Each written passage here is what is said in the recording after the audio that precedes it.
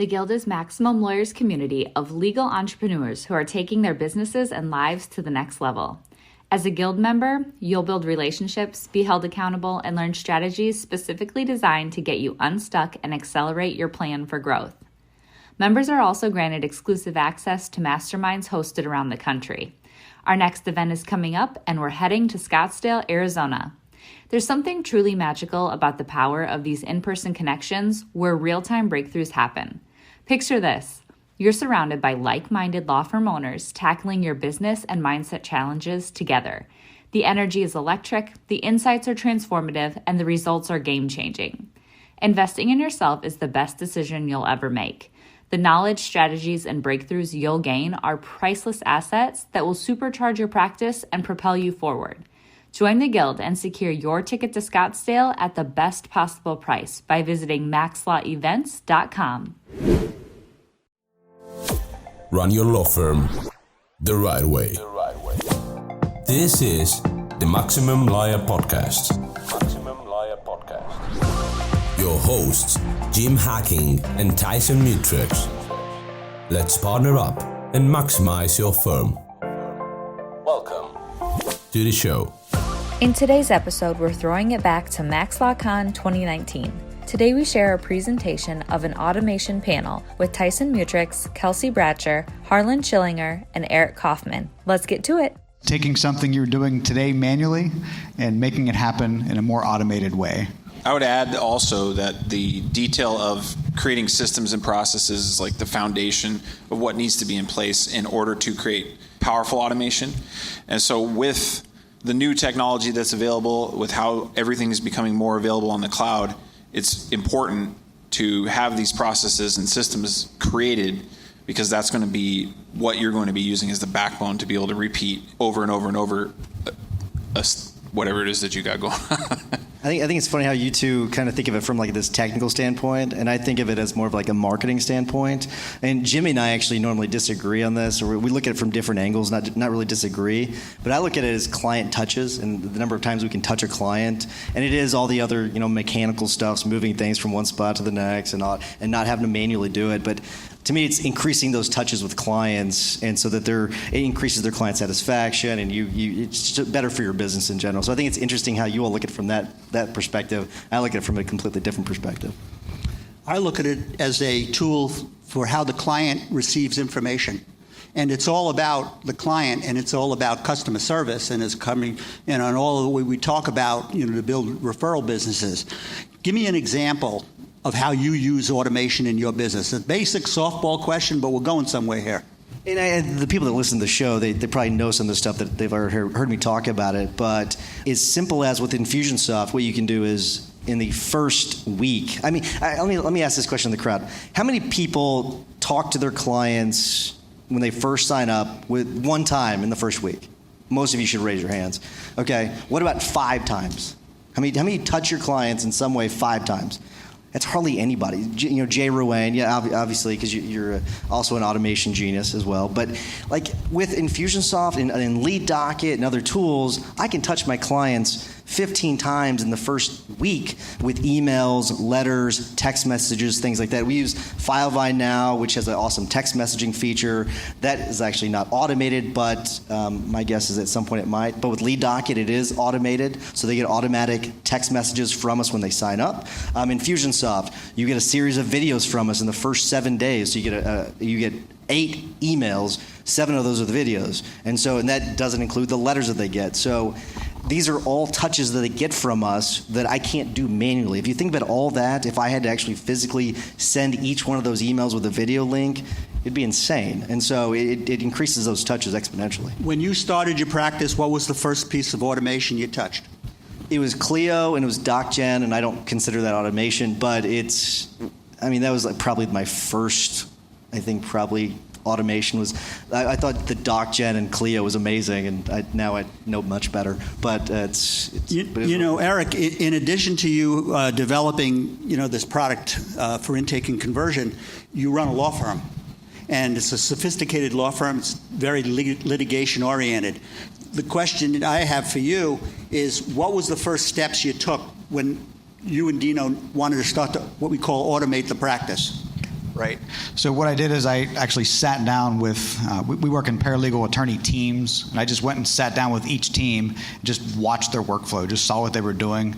And I was just telling them a few minutes ago, one of the first things I saw, and this is not related to automation, was that we had 2 copiers. So they would get up from their desk all day and run to the copier and just wasted a bunch of time. So it was an easy thing, just put a printer in everybody's desk and just speed up the process so they're not getting up and talking all day. And then the next thing we did is I realized that the document creation was a huge problem, that every paralegal attorney team was using different documents, right? They would send a welcome letter that had different information than the next guy. Everyone was doing demands differently. So we just took one document at a time based on the number of times we sent that document in the course of a year, and just did one at a time until it took like a year and a half to get through every document that we do, and made all of those into our case management system to automate them. I actually don't have a practice, and I'm not an attorney, but I've worked with enough attorneys of small businesses to know that kind of the first area that you should focus on getting a system and process going on is how new leads or new prospects come into the business and how they're going to be handled. Because if that's not fixed or doesn't have a solid, reliable way of doing that, then it doesn't matter how efficient you are on the back end if you can't reliably produce consistent business. And so that's a common theme that I've noticed in implementing automation in different small businesses for the past 11 years, that's hands down like the number one thing. So Harlan, it's funny, you got me thinking about my first piece of automation, and then something Eric said, and then something Kelsey said, but reminded me of something really great. So my first piece of automation was different. I remembered, and this all goes down to making sure you have the entire processes mapped out. I had basically every letter that I used from A to Z in a case packet. And every time we had to send off a letter, we would go to the case packet and we would send out that letter. It was like in a Word document. But the automation element of it was control, find, replace. So we would go and we would have this case packet. We would replace the client's name, the case number, if there's a case number, and all that. So that was really my first piece of automation. And it was similar. We had all the documents we had to replace. And so that's my first one. So. I'm really awestruck when I look at the website, the Max Law website, and John Fisher's experience website, and the questions and the abundance of the questions that revolve around technology and, quite frankly, automation. And that's my view of it. I'm a member of that group because I'm learning from you all, young lawyers, embracing. The internet wasn't invented when I started in business. I think it's interesting you saying you're learning from us when you're a marketing legend. I mean, this guy, if you don't know Harlan, he's an incredible marketing mind in the legal industry. Thank you. But I'm learning from you because I'm learning new techniques. I'm learning how you consume knowledge, information. But the thing I'm learning the most is how you're disseminating information. And that's why I'm so fascinated with the word automation. I use it as another word. But let me throw out to Kelsey. How do you determine, Kelsey? And you're a genius when it comes to this. There's few people in this country that know Infusion software, which is a complicated piece of software to put together, not necessarily to use, but you're a genius when it comes to managing it and understanding it and utilizing it and making it the use of it profitable. So how do you determine what kind of software to use, when you want to be an automated, focused practice? I mean, there's 20 vendors in a meeting, and they all say something different. How do you go about buying a piece of software? How do you go about positioning yourself? What do you need to know? Well, that's a very interesting question, and there's a lot of factors that go into selecting software. First and foremost is you have to be able to understand budget. So some people are going to be able to spend a lot of money and buy something like Salesforce, which is insanely expensive, and some people don't have any money to spend towards this type of product. So evaluating a budget for where you are is the first step. The second thing that I look for is expandability, and what that means is that if you have to use this for a while, are you going to be bottlenecked or stuck in a certain situation? So with the way that the internet has gone and new integrations and everybody has APIs, is the ability to either bolt stuff onto your existing solution or expand functionality beyond what it already comes with. So you want to be able to have the flexibility with whatever software tech stack that you're building to be able to do that, because nobody wants to be in a situation where you have this application that costs thousands of dollars a year, or you're doing double, triple data entry. It's like the worst thing in the world. I mean, I wouldn't even, if that's something I had to do, I would probably be homeless right now.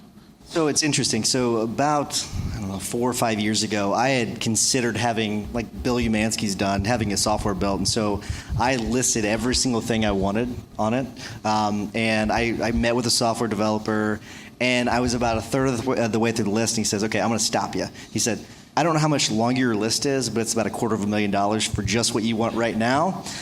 So and he says, should we continue the conversation? I said, no, we should probably just move on. So I start with the list of items, but the problem is, and sorry, Filevine and Lawmatics and everyone else, but there's not a product that exists on the market that has everything I want. It just doesn't.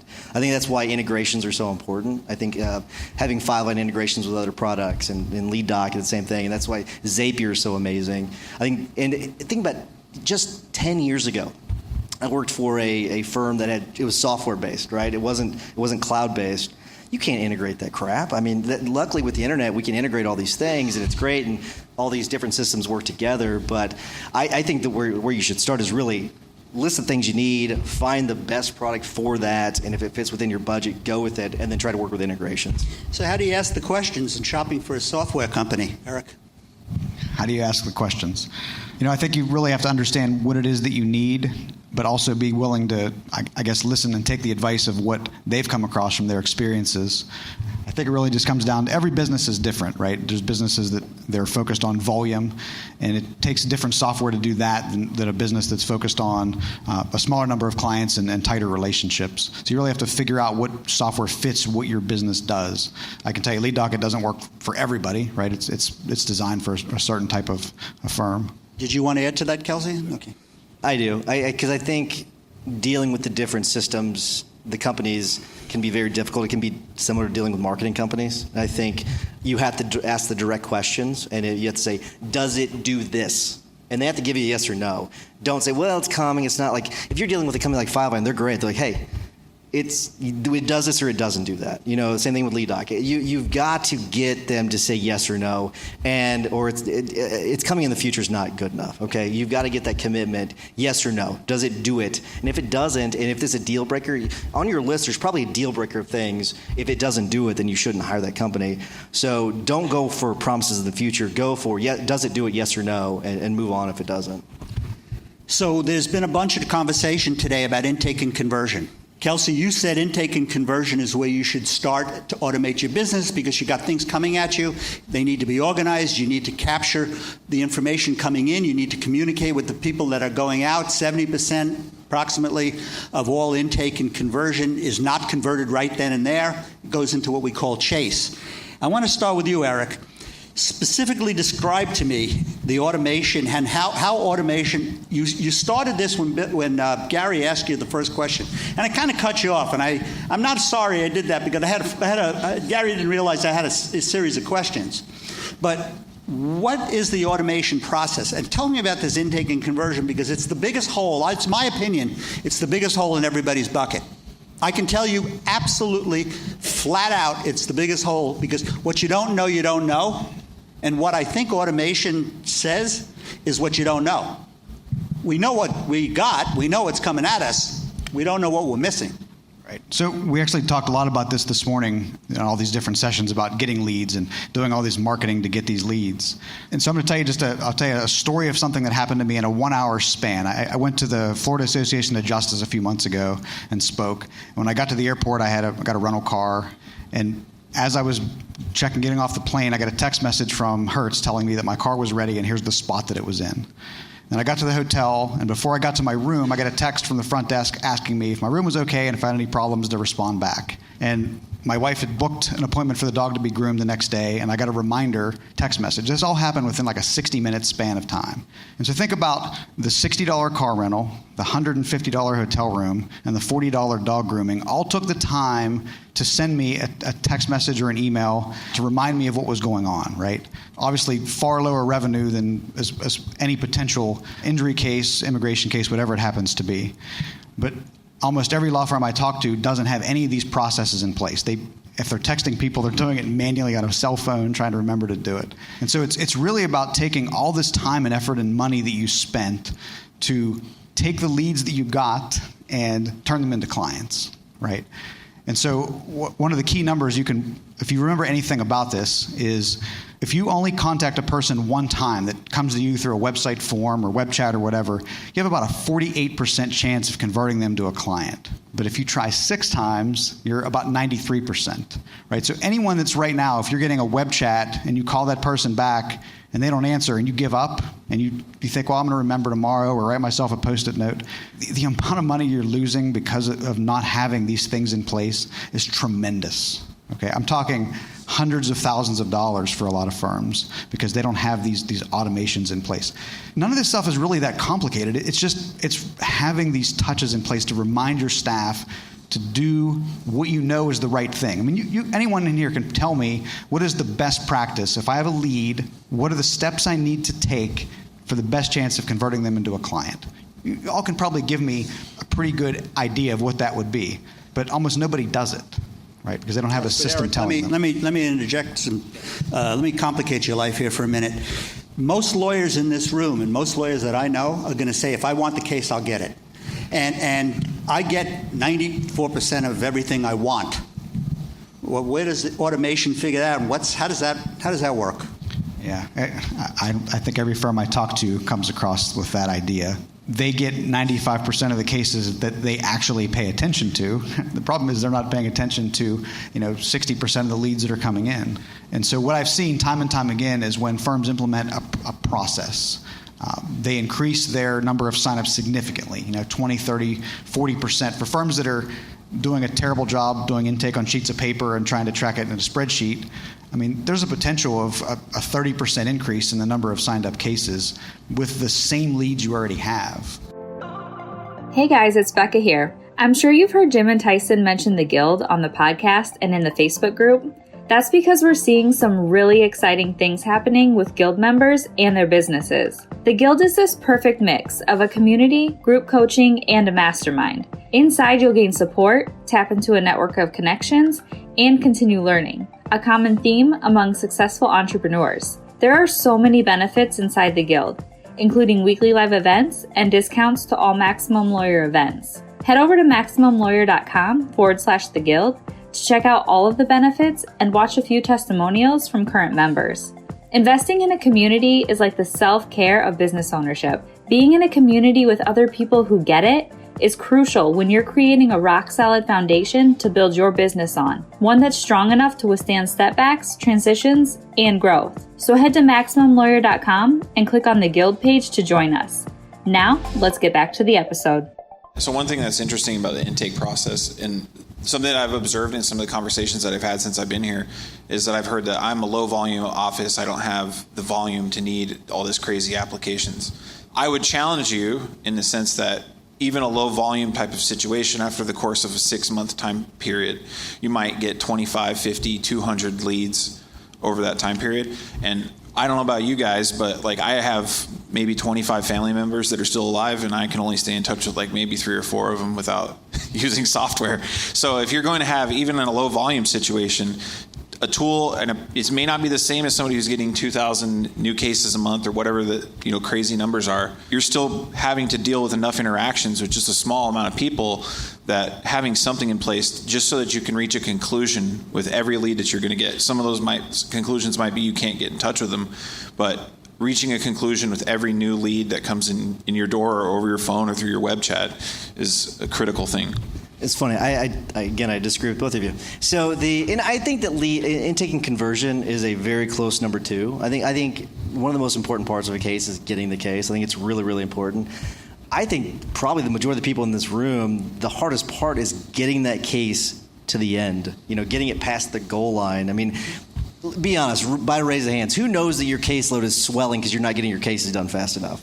Yeah, I mean, it's more than that, okay? It's a lot of you are lying, okay? So I think if everybody doesn't raise their hand, they don't have cases. It's exactly right. So it's because I think it's more important with the automation element is getting a kick in the ass and having that accountability, that's a big part of these systems. It's a kick in the butt where they're moving the case forward, and that's with the small volume firms as well, where you have small volume because you're not moving your cases. That's the problem. I mean, John Fisher, he handles gigantic cases, but automation can streamline a lot of that. Getting that case to trial is really hard to do. It's voluminous when it comes to the paperwork, when it comes to dealing with notices of depositions, all that. You can automate all that stuff through a variety of systems, and I think that, to me, that's the most important part of it, is getting that case to conclusion, so then you can then focus on that intake and conversion part. Well, to paraphrase what I'm hearing, what I think I'm hearing, or what I would like to hear, is that it's all important.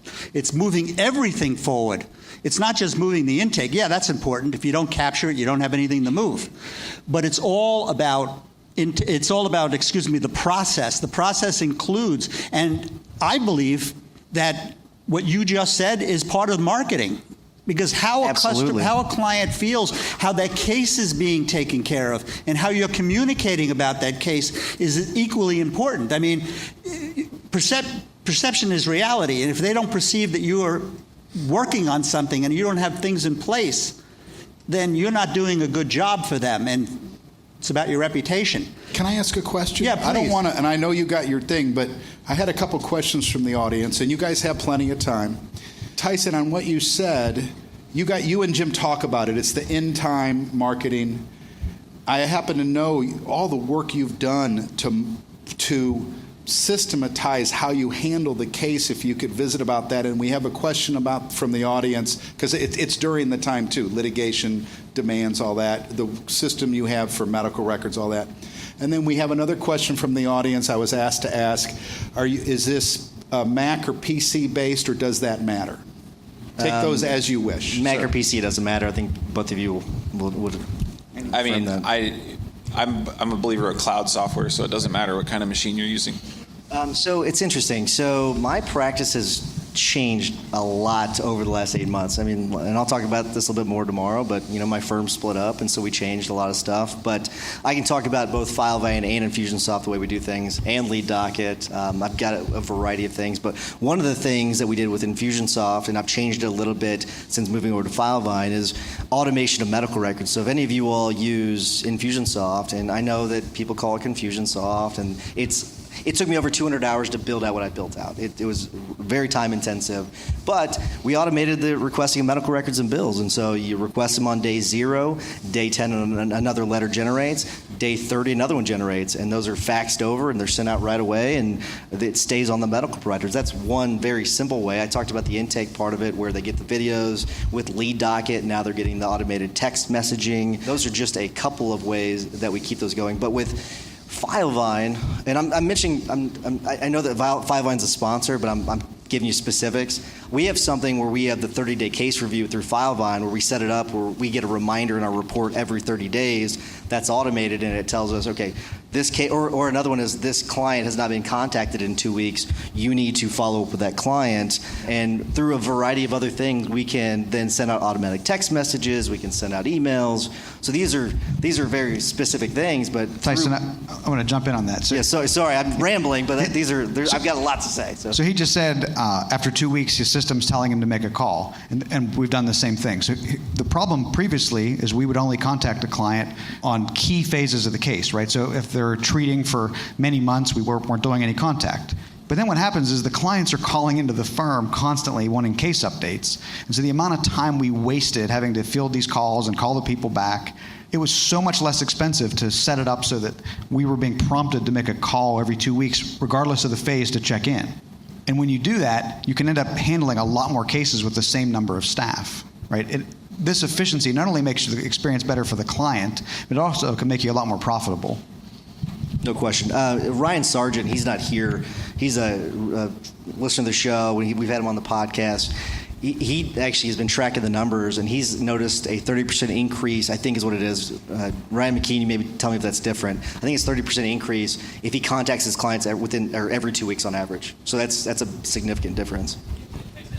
Right, and that's $2,000. I mean, I'm sure we could all use $2,000 per case more. I mean, that's significant. Interesting.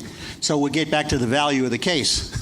That's right. That's getting the case. Getting the case, or getting back to the value, getting what you ask for. So automation is allowing you to move your product, to move your business forward. It's allowing you to communicate better with your clients, which is giving them better customer service. You're more efficient when it comes to the processing of the case. Less things fall through the cracks.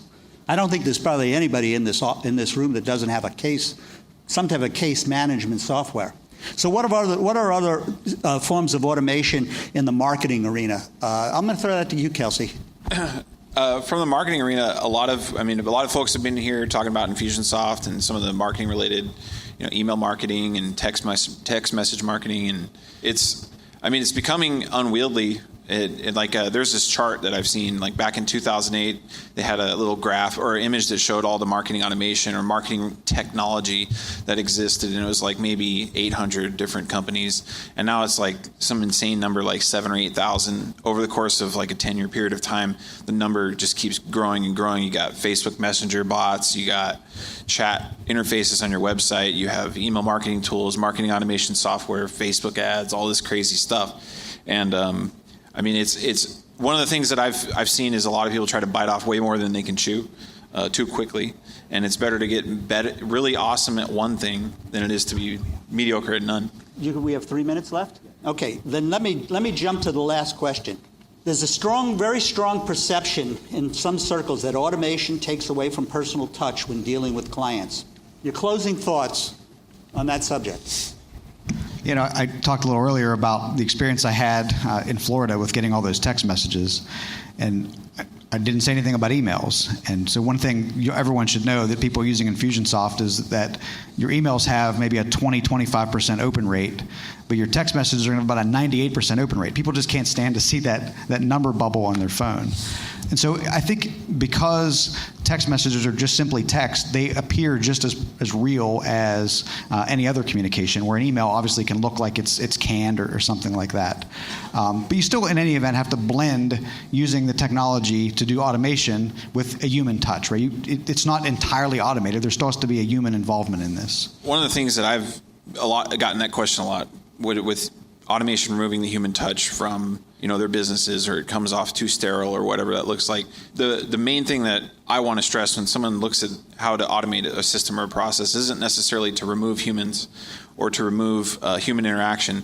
It is to make it so that you don't have to do a bunch of bullshit like double data entry, triple data entry, moving, like actually copying and pasting information to different tools and stuff like that. Those are the kinds of things that humans just don't need to be doing, ideally. And that if you can remove those types of things, most people would actually like their jobs a lot more if you have employees or even your own sanity.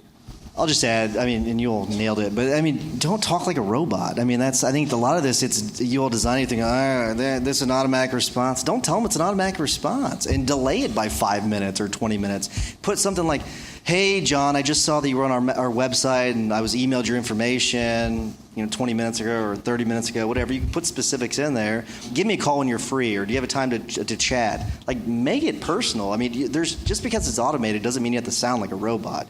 That's another part of thinking the process through. Just like when you're handling, a lot of you have now thought your cases through from start to finish. Think the intake part of it through from start to finish. What do you want that interaction to be like? Because if you haven't thought it through, it's pointless. It's garbage software if you're going to do that. Make it personal, and that'll solve that problem. You want to do questions from the audience, or what do you want to do? What would you like to do? Let's take some questions. Rural area, how do you handle the electronic communication in a more rural environment? There you go. So my law practice is in Morgantown, West Virginia, and we serve the middle of West Virginia, which is as rural as it gets. 92% of the phone numbers we collect are from a mobile phone. Everyone is texting. So that's a great way to communicate. Everyone doesn't use email, but everyone texts. It's interesting. It goes back to also in 1996, my agency had meetings pushing the internet on our clients. We were television-based. And the big pushback for years was, well, my clients don't have internet. My clients don't have websites. They don't use computers. That's just bullshit. Travis has a question. So all this automation stuff on the marketing and those touches is great, but I'm a knucklehead attorney.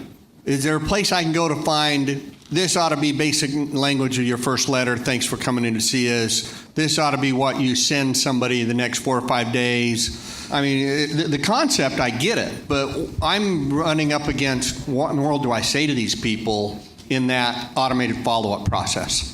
One, call someone like us, like me or Jim. We can, but I think part of it is, so it's interesting, and part of it's your state and your area specific. Because I will tell you this: we treat our Columbia clients a little different than our St. Louis clients because they're different clientele.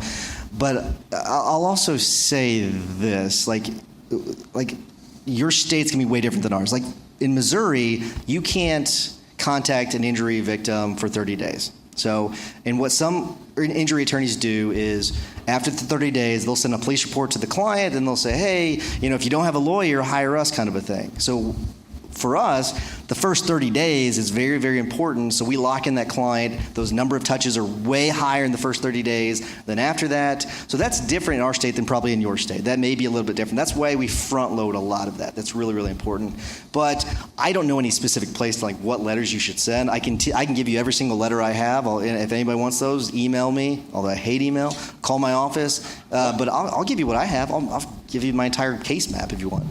Does that answer your question? One thing I'd like to add to that is if you just go look in your sent folder in your email and just look at some of the messages that you send 4, 5, 10 times a week or more, that gives you a lot of really good spots as to where to start is like content-wise. I mean, we're not talking like sophisticated newsletter. We're talking a 2-sentence email. It's like, hey, here's the link to my calendar. Click on it to book an appointment or that kind of shit. How do I balance practicing being a lawyer and doing all the process and all the automation stuff? Because I want to be a lawyer. I don't want to have to go be a computer programmer. Hire these guys? Other than hire someone. Oh, never mind. You can. Is that the answer? Well, that's an issue when it comes to where we are in the world of marketing and such. You're working in your business or on your business. Many litigators, heavy litigators, they can't market their practice. They do, but it's a quandary that you have. The truth of the matter is you have a business. I was one of the founding principles of National Trial Lawyers. Now, when we started that, it was because of the business of law. And if you look up the National Trial Lawyers, it's from the preeminent trial attorneys in the country. Gary, you're a member. Because they recognize that it is a business. And you have to find time or hire someone to do the business end of it. And that's the best answer I can give you. There's no way around it. Thank you. Thank you, Harlan. Thanks to everybody. These folks are all around to answer your more specific questions. Thank you very much. Thanks, everybody.